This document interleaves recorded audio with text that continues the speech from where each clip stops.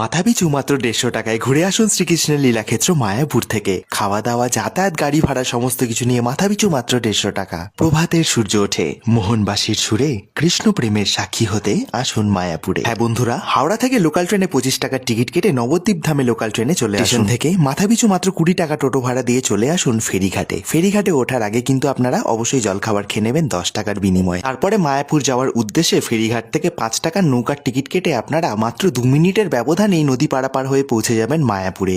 এবং নদী পারাপার হয়ে যাওয়ার পরে ঘাট থেকে মাত্র 10 মিনিটের হাঁটা পথেই কিন্তু মায়াপুরের এই মন্দির আপনারা দেখতে পাবেন। মন্দিরে ঢুকেই আগে যেটা আপনাদেরকে করতে হবে, দেখবেন সামনে রয়েছে নানান রকম ভোগ প্রসাদের কাউন্টার। সেখান থেকে 40 টাকায় মাথাপিছু ভোগ প্রসাদের কুপন আমরা কেটে নিয়েছিলাম এবং প্রসাদ দেওয়া হবে বেলা 12টা থেকে। ততক্ষণে চলুন ঘুরে নি সারা এই মন্দির প্রাঙ্গণ। দারুণ এই মন্দির প্রাঙ্গণটি, মন কিন্তু আপনার শুদ্ধ হতে বাধ্য। এই দেখতে পাচ্ছেন মন্দিরের উপরে রয়েছে শ্রী চৈতন্য মহাপ্রভুর নানান লীলা অঙ্গভঙ্গিতে নানান রকমের সুন্দর সুন্দর মূর্তি, যা দেখে আপনি মুগ্ধ হবেন। এবং কারুকার্যপূর্ণ সমস্ত কিছু জায়গা এবং এতটা পরিষ্কার পরিচ্ছন্ন এবং নিরাপত্তা বেষ্টনীতে কিন্তু মোড়া এই মন্দির প্রাঙ্গণ।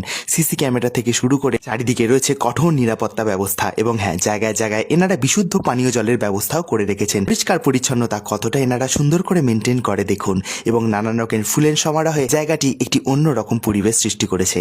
এখানে নানান রকম কিন্তু আধ্যাত্মিক চেতনামূলক বই আপনারা দেখতে পাচ্ছেন চারিদিকে বিক্রি করা হচ্ছে। এবং এটি হচ্ছে ঈশ্বরধা ভবন। এখানে কিন্তু আপনারা রাত্রি যাপন করলেও করতে পারেন। রাত্রি যাপনের জন্য রয়েছে নানান রকম ভবনের ব্যবস্থা, যেখানে আপনারা সুলভ মূল্যে এটি উপভোগ করতে পারেন। এবার চলুন আমরা ভোগ প্রসাদের লাইনে চলে যাই, কারণ 12টা থেকেই ভোগ প্রসাদ দেওয়া হবে। হাতের মধ্যে সকলে কুপন নিয়ে তো রেডি। এবার আস্তে আস্তে আমরা ঢুকে পড়েছি ভোগ প্রসাদের হলে যাওয়ার উদ্দেশ্যে। সকলকে বলা হচ্ছে হাতের মধ্যে যাতে কুপনটি রাখে, কারণ কুপনটি দেখিয়েই আপনাদেরকে ভোগ প্রসাদের হলে প্রবেশ করানো হবে। আমরা কুপনটি দেখিয়ে ভোগ প্রসাদের হলে প্রবেশ করলাম। দেখতেই পাচ্ছেন বিশাল বড় একটি ভোগ প্রসাদের হল, যেখানে হাজার হাজার ভক্ত সন্তানরা একসাথে বসে ভোগ প্রসাদ গ্রহণ করবে। দূর দূরান্ত থেকে কত ভক্ত সন্তানরা এসছেন নানান জায়গা থেকে।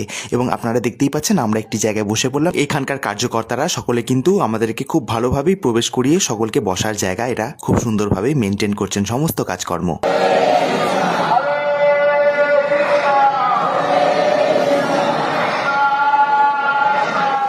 সত্যি একটি অন্যরকম আধ্যাত্মিক পরিবেশ। প্রথমেই আমাদেরকে দেখুন দেওয়া হচ্ছে থালা এবং গ্লাস।